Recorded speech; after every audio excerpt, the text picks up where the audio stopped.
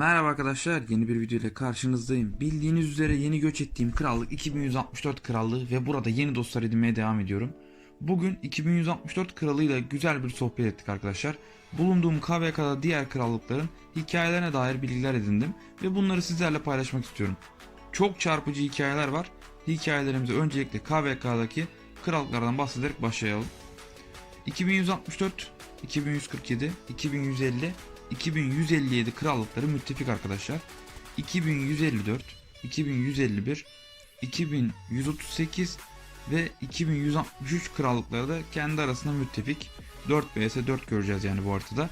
Ve bu krallıklar arasında birbirinden nefret edenler var. Birinci KVK'larına büyük savaşlar görmüş krallıklar. Bunlar hangileri hemen size söylemek istiyorum.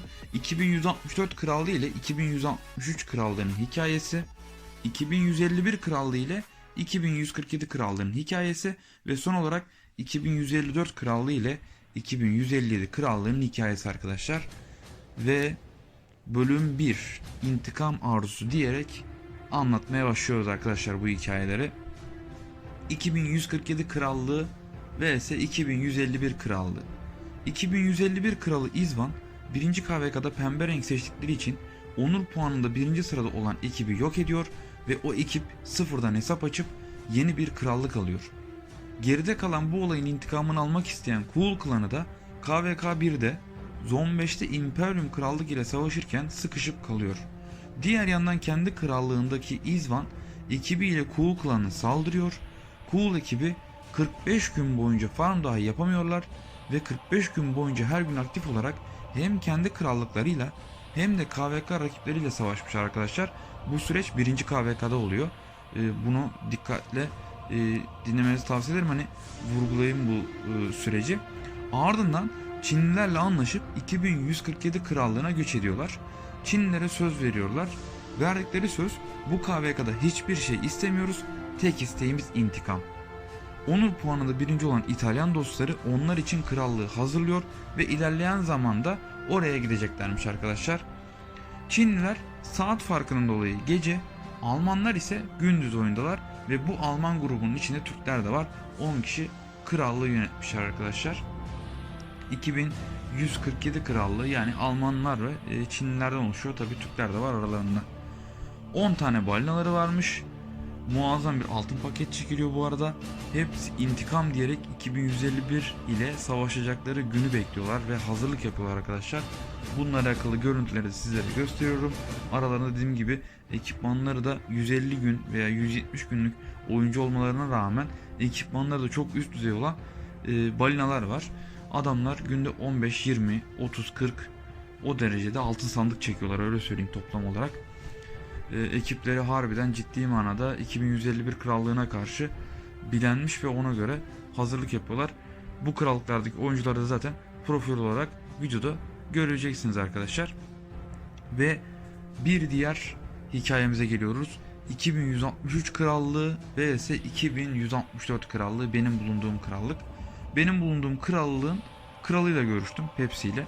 Daha önceden göç etmek isteyen arkadaşlar bana yazdıkları da ben direkt Pepsi'ye yönlendiriyordum o arkadaşları. Ben de 2-3 gündür Pepsi ile muhabbet ediyorum. Aramız biraz samimi oldu.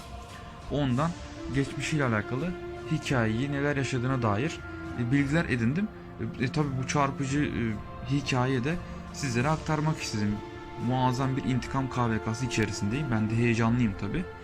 Tabi bu bilgileri aktarırken de emek ediyorum. Onlardan dikkat çekici böyle süreçleri dinleyerek sizlere aktarmaya çalışıyorum. Umarım sizler için de faydalı, böyle keyifli bir içerik oluyordur. Bu yüzden videoyu beğenmeyi ve destek olmak için kanalıma abone olmayı unutmayın arkadaşlar. Bana destek olursanız sevinirim. Ve şimdi dediğim gibi kaldığımız yerden 2163 krallığı ve 2164 krallığının hikayesini anlatmaya başlıyorum arkadaşlar. 2163 krallığında Jin isimli oyuncu krallığın ilk günlerinde yabancıların güvenini kazanmış. Şu an 2164 kralı Pepsi 2163 krallığında R4 görevlerinde bulunmuş. İlerleyen süreçte Jin krallıkta kral olmuş.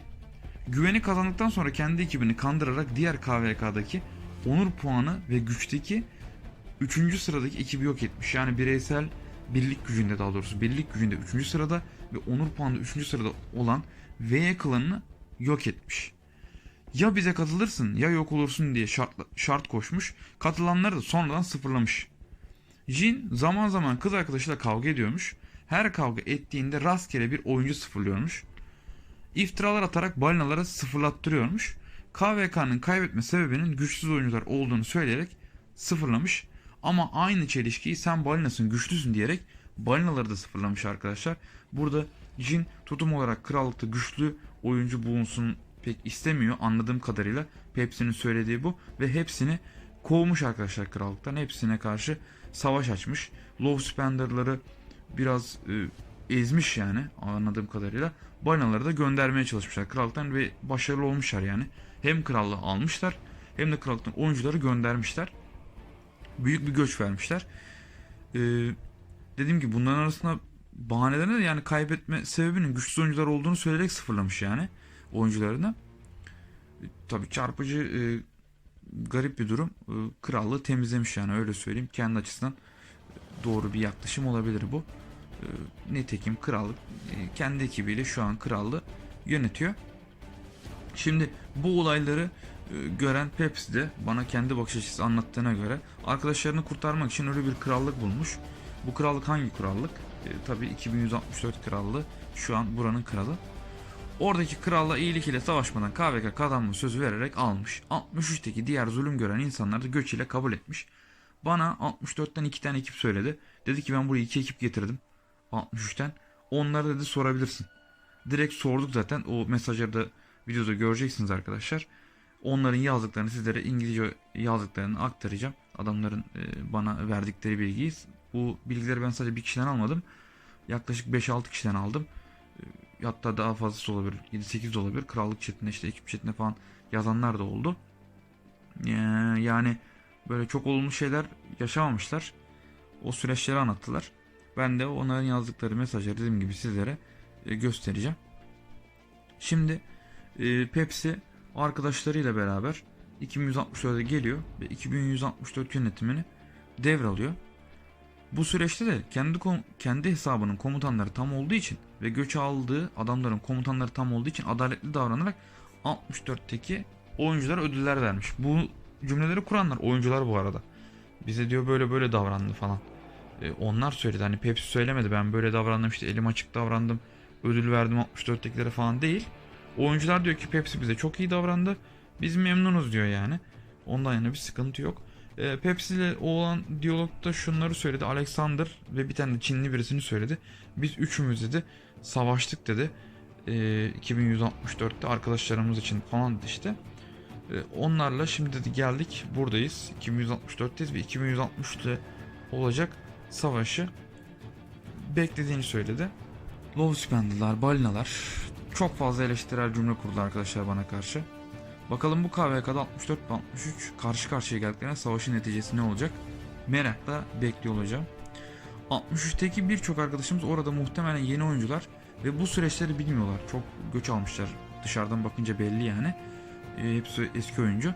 Ben 64'e daha yeni geldim.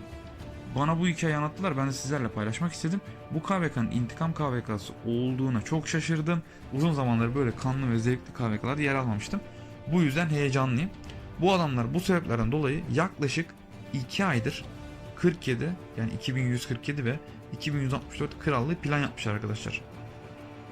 Şu anda bu planı gerçekleştirecekler. Çok disiplinli krallık oldukları buradan belli diyebilirim. Yani krallıkları daha doğrusu kralları her gün ilk 300 sıralamasına bakıyormuş arkadaşlar. Kontrol ediyormuş.